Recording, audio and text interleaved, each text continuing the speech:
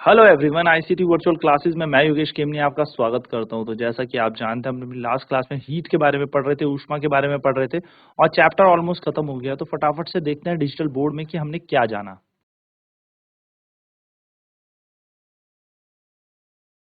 तो जो टच होता है ना, टच हमारा सेंस ऑफ टच, हम हमेशा इस पे रिलायबल नहीं रह सकते कि छू के ही बताएंगे कि कोई बॉडी कितनी गर्म है या कितनी ठंडी है।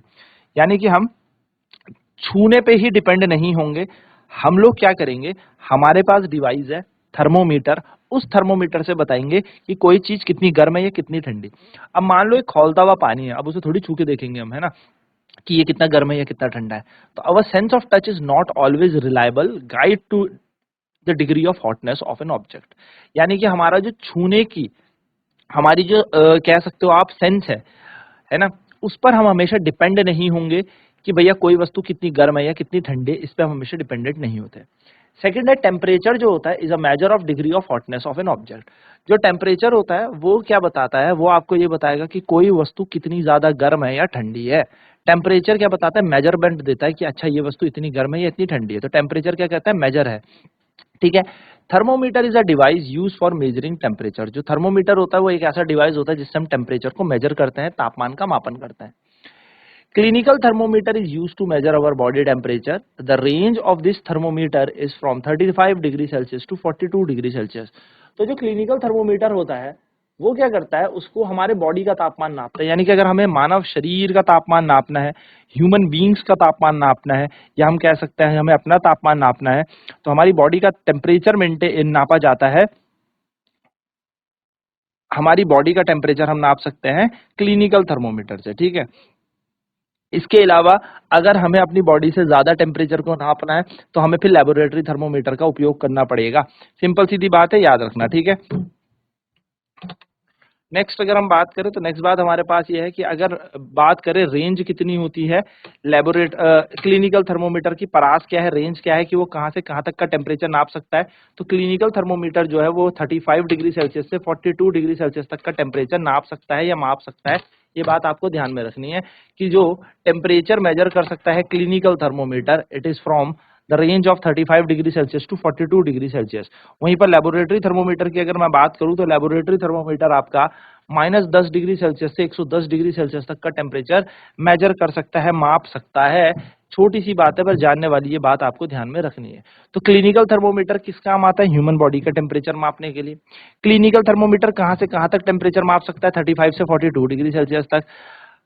अगर मुझे 35 से कम टेम्परेचर नापना है, 34, 33, 32, 10, -1, -2, -5, -10, तो हमें फिर लेबोरेटरी थर्मोमीटर का उपयोग करना पड़ेगा, लैब थर्मोमीटर का यूज करना पड़ेगा। अगर मुझे अपनी बॉडी यानी 42 से ज्यादा टेम्परेचर नापना है, 100, मान लो कोई चीज है, अल्कोहल का बॉइलिंग पॉइंट मेजर करना है 80 डिग्री सेल्सियस, 70 डिग्री सेल्सियस, तो उसके लिए अपन हम लेबोरेटरी थर्मोमीटर यूज करेंगे, क्योंकि क्लिनिकल थर्मोमीटर तो सिर्फ ह्यूमन बॉडी का ही टेम्परेचर मेंटेन कर सकता है या मेजर कर सकता है।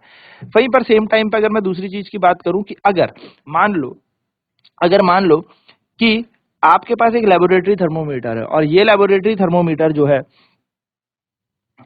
ये आपके पास है, तो आप इसमें टेम्परेचर मेजर कर सकते हो -10 डिग्री सेल्सियस से 110 डिग्री सेल्सियस तक। यानी कि लेबोरेटरी थर्मोमीटर की रेंज आपके पास है -10 से 110, और क्लिनिकल थर्मोमीटर की रेंज आपके पास है 35 से 42। तो ये दो छोटी छोटी चीजें आपको ध्यान में रखनी है। फटाफट से ये की नोट यू लिखेंगे अपनी कॉपी में कि हम हमेशा टच करके ही नहीं बताएंगे कि कोई बॉडी कितनी गर्म है या कितनी ठंडी है।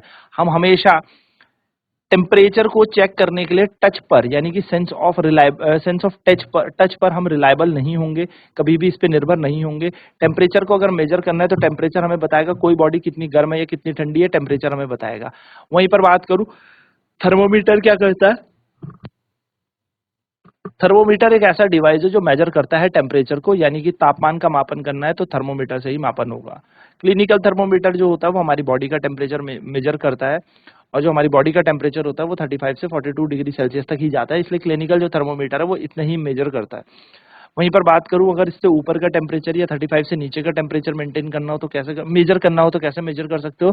तो इसको मेजर करने के लिए आपके पास होना चाहिए लेबोरेटरी थर्मोमीटर। जो लेबोरेटरी थर्मोमीटर होता है वो -10 डिग्री सेल्सियस से 110 डिग्री सेल्सियस तक का क्या करता है, टेम्परेचर मेजर करता है। पर एक बात और याद रखना, हम ह्यूमन बॉडी का टेम्परेचर लेबोरेटरी थर्मोमीटर से मेजर नहीं कर सकते। सर उसका कारण क्या है कि लेबोरेटरी थर्मोमीटर के अंदर किंक नहीं होती, तो इसका जो लेवल होता है मरकरी का बहुत जल्दी डेप्रिशिएट हो जाता है, गिर जाता है, डिप्रेस हो जाता है, यानी कि लेवल एकदम से नीचे की तरफ गिर जाएगा। जैसे ही हम अपनी बॉडी का टेम्परेचर मेंटेन करेंगे या मुंह से इसको बाहर निकालेंगे, वैसे तुरंत क्या हो जाएगा, टेम्परेचर ये मरकरी का लेवल नीचे गिरने लग जाएगा। तो इसीलिए हम कहते हैं कि हम क्लिनिकल थर्मोमीटर से ही बॉडी का टेम्परेचर नापेंगे, किसी बॉडी का, ह्यूमन बॉडी का, लेबोरेटरी थर्मोमीटर से नहीं। चलिए फटाफट से नोट करते हैं ये 4 की कॉन्सेप्ट एंड देन बढ़ते हैं हम आगे।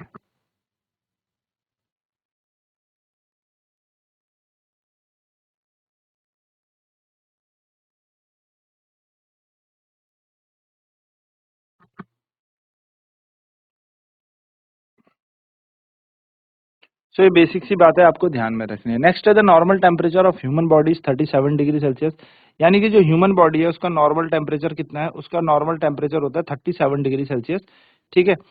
37 डिग्री सेल्सियस उसका एक नॉर्मल तापमान है, मतलब ये एवरेज है, ऐसा नहीं है कि हर बॉडी का इतना ही होगा, पर ये बात छोटी सी ध्यान में रखनी है कि इतना ही टेम्परेचर आपको देखने को मिलेगा ऑन एन एवरेज, ठीक है। तो ऑन एन एवरेज हमारे पास कितना टेम्परेचर होता है नॉर्मल ह्यूमन बीइंग का, तो नॉर्मल ह्यूमन बीइंग का एवरेज टेम्परेचर होता है 37 degree Celsius. The heat flows from a body of a higher temperature to a body of a lower temperature. जो हीट फ्लो करती है वो हमेशा हाइयर टेम्परेचर से लोअर टेम्परेचर की तरफ ही फ्लो करती है, यानी कि वो क्या करता है,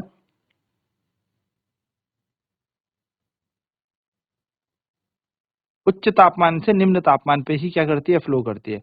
यानी कि हीट हमेशा हाई टेम्परेचर से लो फ्लो करेगी, यानी कि गर्म बॉडी से ठंडी बॉडी की तरफ करेगी। तो 3 तरीके होते हैं हीट ट्रांसफर के, यानी कि ऊष्मा 3 तरीके से फ्लो कर सकती है, ठीक है।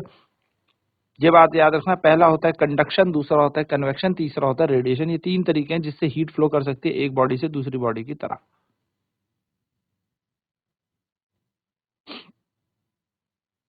ठीक। तो हीट फ्लो कर सकती है हॉट बॉडी से कोल्ड बॉडी की तरफ। और साथ ही साथ अगर मैं आपसे कहूं तो हीट का जो ट्रांसफर होता है इट डिपेंड्स अपॉन, ये डिपेंड करता है हमारे मेथड ऑफ हीट ट्रांसफर पे, ठीक है। तो यहाँ पर जो मेथड होते हैं हीट ट्रांसफर के वो यही है, कंडक्शन, कन्वेक्शन, रेडिएशन। कंडक्शन जो होता है वो सॉलिड्स में ज्यादातर देखने को मिलेगा, सॉलिड्स में the heat is transferred by conduction, यानी कि सॉलिड यानी कि ठोस पदार्थों में ज्यादातर क्या देखने को मिलेगा, चालन की प्रक्रिया यानी कि कंडक्शन का प्रोसेस देखने को आपको मिलेगा। In liquid and gases the heat is transferred by convection. और जो अगर बात करूं तरल पदार्थ या गैस पदार्थ की, तो उसमें जो आपको हीट देखने को मिलेगी वो हीट जो होती है वो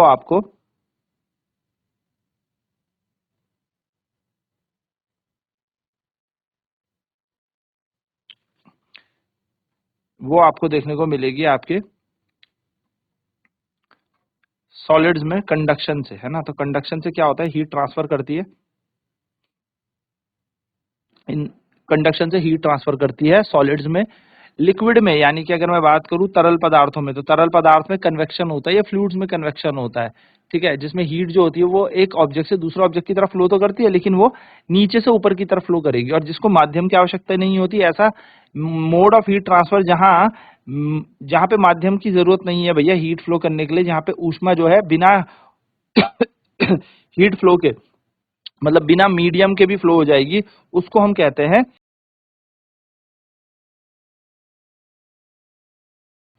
कहते हैं, रेडिएशन। जैसे सूरज से हमें धूप कैसे मिलती है, तो सूरज से हमें जो धूप मिलती है यानी कि सनलाइट हम तक कैसे रीच आउट करती है, तो सनलाइट हम तक रीच आउट करती है with the help of radiation.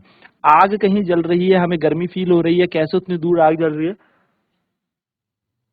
हम तक कुछ रेज आई जिसका नाम है रेडिएशन, से हमारे पास कुछ तरंगे पहुंची और उन तरंगों से हमने क्या किया, हीट का ट्रांसफर देखा।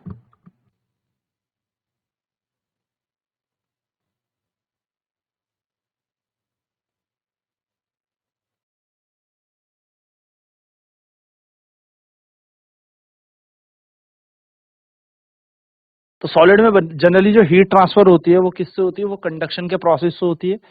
लिक्विड में जो और गैस में जो हीट ट्रांसफर होती है वो कन्वेक्शन से होती है। और किसी माध्यम की आवश्यकता नहीं होती जिसमें हीट ट्रांसफर की आवश्यकता होती है, उसको हम रेडिएशन कहते हैं, यानी कि रेडिएशन से ऐसी हीट ट्रांसफर होती है जो किसी मीडियम पर डिपेंड नहीं करती।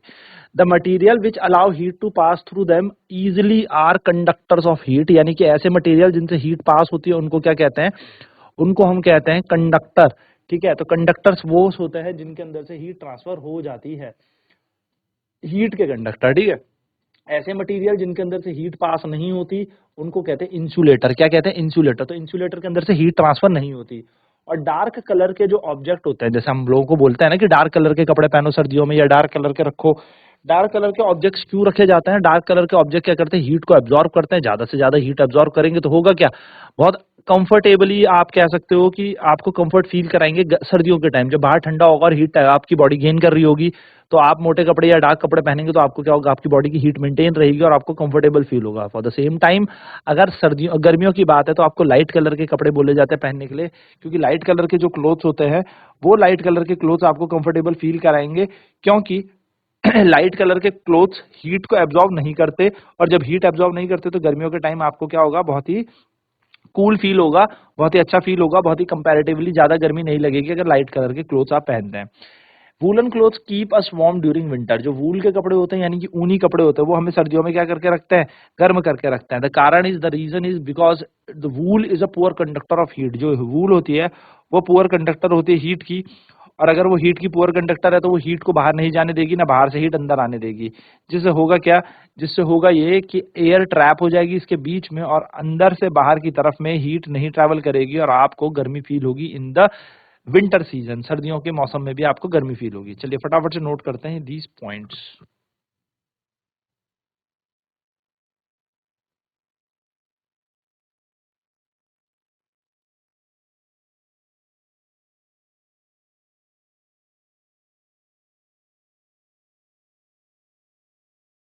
तो इसलिए सर्दियों में मोटे कपड़े पहने जाते हैं या डार्क कलर के कपड़े पहने जाते हैं, क्योंकि हमारी बॉडी को वो हीट ऑब्जॉर्व करके क्या करते हैं? बहुत फायदा पहुंचाते हैं, या फिर आप कह सकते हो हमें कंफर्टेबल फील कराते हैं। ठीक है, तो छोटी छोटी सी बातें आपको ध्यान में रखनी है।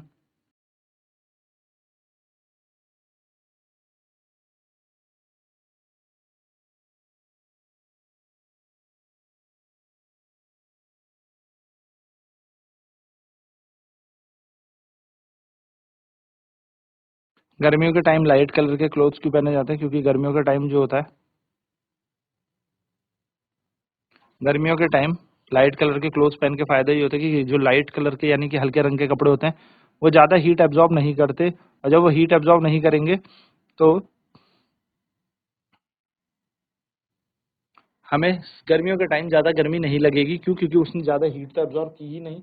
तो जब ज्यादा हीट एब्जॉर्ब नहीं होगी तो इजीली हम लोग क्या कर सकते हैं? कंफर्टेबल फील करेंगे। तो ये छोटी सी बात आपको ध्यान में रखनी है।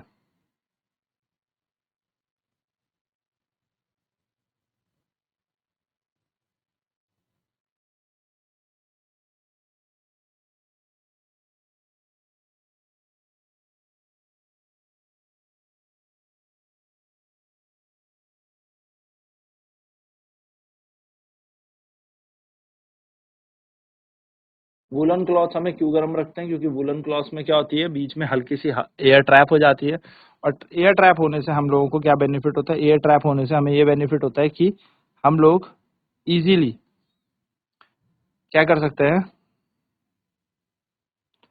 वहां पर रह सकते हैं, गर्मी हमें फील होगी, सर्दियों के टाइम हमें ज्यादा ठंडा नहीं लगेगा। तो ये एक बेसिक सी बात है, आपको याद रखनी है। चलिए अब कुछ क्वेश्चन इसके देखते हैं। तो कुछ क्वेश्चन कह रहा है state similarity and difference between laboratory thermometer and clinical thermometer. तो वो क्या कि कुछ सिमिलैरिटीज बताओ, कुछ आप सिमिलैरिटी बताओ और कुछ आप अंतर बताओ लेबोरेटरी थर्मोमीटर और क्लिनिकल थर्मोमीटर के बीच। तो अगर मैं आपसे सिमिलैरिटी की बात करूं कि क्या क्या सिमिलैरिटी हो सकती है लेबोरेटरी थर्मोमीटर और क्लिनिकल थर्मोमीटर, तो सबसे पहले तो दोनों के दोनों टेम्परेचर मेजर करते हैं। सबसे पहले आपको ध्यान में रखना है। So both are the device to measure temperature, यानी कि दोनों के दोनों ऐसे डिवाइस और टेम्परेचर मेंटेन करते हैं। दूसरी चीज हमें यहाँ से क्या पता लगती है? तो दूसरी चीज हमें ये पता लगती है वो ये कि जो क्लिनिकल थर्मोमीटर होता है वो ह्यूमन बॉडी का टेम्परेचर मेजर करता है, जबकि जो लेबोरेटरी थर्मोमीटर है वो ह्यूमन बॉडी का टेम्परेचर मेजर नहीं करता। तो ये हमारे पास इनका डिफरेंस आ गया। फिर बात की जाए क्लिनिकल थर्मोमीटर में भी मरकरी हम उपयोग करते हैं, और लेबोरेटरी थर्मोमीटर में भी हम मरकरी का ही यूज करते हैं। तो ये इनके अंदर क्या हो गया? एक सिमिलैरिटी हो गई। डिफरेंस की बात करें तो जो क्लिनिकल थर्मोमीटर वो ह्यूमन बॉडी का टेम्परेचर मापता है, लेबोरेटरी थर्मोमीटर ह्यूमन बॉडी को छोड़ के कुछ भी कोई और टेम्परेचर मापन करेगा। नेक्स्ट अगर हम बात करें तो नेक्स्ट अगर हम देखेंगे तो लेबोरेटरी थर्मोमीटर की जो रेंज है वो -10 से लेके 110 डिग्री सेल्सियस है, यानी कि जो लेबोरेटरी थर्मोमीटर मेजर करता है वो -10 से 110 डिग्री सेल्सियस तक मेजर करता है। वहीं पर क्लिनिकल थर्मोमीटर की हम बात करें तो क्लिनिकल थर्मोमीटर जो है वो हमारा 35 से लेके 35 डिग्री सेल्सियस से 42 डिग्री सेल्सियस तक मेजर करता है। यानी कि ये बात भी समझ में आ गई कि इन दोनों के बीच में डिफरेंस भी है और दोनों के बीच कुछ सिमिलैरिटी भी है। अब दोनों के दोनों डिग्री सेल्सियस में ही मेजर करते हैं, तो दोनों के दोनों डिग्री सेल्सियस स्केल है, तो ये भी एक छोटी सी बात आपको ध्यान में रखनी है। नेक्स्ट कह रहा है give 2 example of each of conductor insulator of heat, यानी कि हमें 2 उदाहरण देते हैं कंडक्टर यानी कि चालक के और इंसुलेटर यानी कि कुचालक के। तो चालक के अगर मैं आपको उदाहरण दूं तो कंडक्टर के सबसे अच्छा एग्जांपल एक आपको मिलेगा मेटल्स, धातु। अब धातु में एक हो गया आपके पास, जैसे कि मान लो आप कह सकते हो लोहा, और दूसरा हो गया कॉपर, या फिर मैं कह सकता हूं एल्यूमिनियम, बर्तन होते हैं ना इनके, स्टील। ये हमारे पास क्या है, एक गुड कंडक्टर है हीट के, इनके अंदर से ऊष्मा का चालन हो जाता है, इनके अंदर से कंडक्शन हो जाता है। अगर मैं बात करूं इंसुलेटर की, यानी कि जिनके अंदर से हीट ट्रांसफर नहीं होती, तो सबसे पहला उदाहरण हो जाएगा रबड़, फिर प्लास्टिक, फिर आप बोल सकते हो वुड। तो यानी कि वुड यानी कि लकड़ी, लकड़ी से हीट ट्रांसफर नहीं होती, तभी आपके जो कुकिंग पैन्स होते हैं या कुछ जैसे हमारे घर में तवे होते हैं ना जिसमें हम रोटी बनाते हैं, तवा, तो तवे का जो हैंडल होता है वो लकड़ी का होता है। क्यों? क्योंकि उससे हीट ही ट्रांसफर नहीं होती। या जो आपके पास घर में फ्राइंग पैन होगा उसका प्लास्टिक या एबोनाइट की रॉड होंगी, क्यों होंगी? क्योंकि उसमें हीट ट्रांसफर नहीं होती। तो it is bad conductor of heat, यानी कि इंसुलेटर है ये, ऊष्मा का अच्छा चालक नहीं है।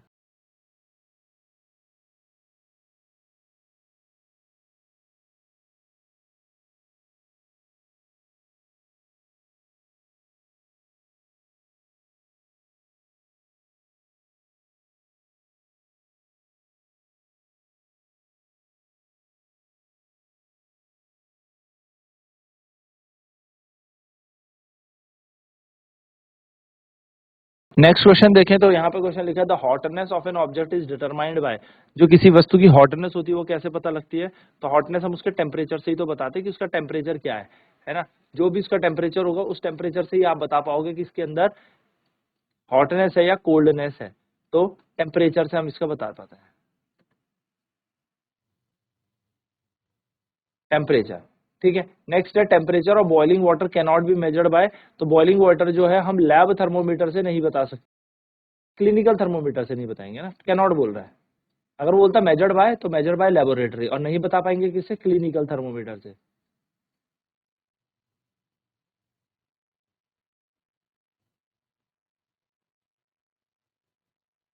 क्लिनिकल थर्मोमीटर से हम क्या नहीं कर सकते, उबलते हुए पानी का तापमान नहीं बता सकते, ह्यूमन बॉडी का बता सकता है। Temperature is measured in degree Celsius, तो डिग्री सेल्सियस में हम क्या करते हैं, टेम्परेचर को मेजर करते हैं। डिग्री फ़ारेनहाइट में करते हैं। ये दो हमारे पास टेम्परेचर है, लेकिन हम अभी हमारे पास इस चैप्टर में सिर्फ डिग्री सेल्सियस ही है, तो हम डिग्री सेल्सियस की बात करेंगे। तो हम तापमान डिग्री सेल्सियस में मेजर कर सकते हैं। No medium is required to transfer heat in the process of radiation, radiation वाले प्रोसेस को मीडियम की रिक्वायरमेंट नहीं होती, है ना। A cold steel spoon is dipped in a cup of hot milk, heat is transferred in the other process of conduction. जब एक गर्म दूध के प्याले में या गर्म दूध के ग्लास में आप स्टील का चम्मच रख देंगे तो स्टील का कोना गर्म हो जाएगा, कारण क्या है, कंडक्शन के प्रोसेस से। और clothes of dash colour absorb more heat, यानी कि डार्क कलर के जो कपड़े होते हैं वो ज्यादा हीट को एब्जॉर्ब करते हैं, और जो लाइट कलर के कपड़े होते हैं वो कम हीट को एब्जॉर्ब करते हैं। क्यों? क्योंकि लाइट कलर वाले जो होते हैं वो कम हीट को एब्जॉर्ब करते हैं, वो सारी हीट को रिफ्लेक्ट बैक कर देते हैं, वापस भेज देते हैं। तो ये एक बेसिक सा आइडिया हम लोगों ने जाना कि कैसे हीट का ट्रांसफर हो रहा है और क्या क्या हीट होती है, और उस पर हमने कुछ क्वेश्चंस देखे। अब नेक्स्ट क्लास में बात करेंगे आने वाले दूसरे चैप्टर की। तो आज की क्लास में इतना ही। आईसीटी वर्चुअल क्लासेस में जुड़ने के लिए धन्यवाद। आपका दिन शुभ हो।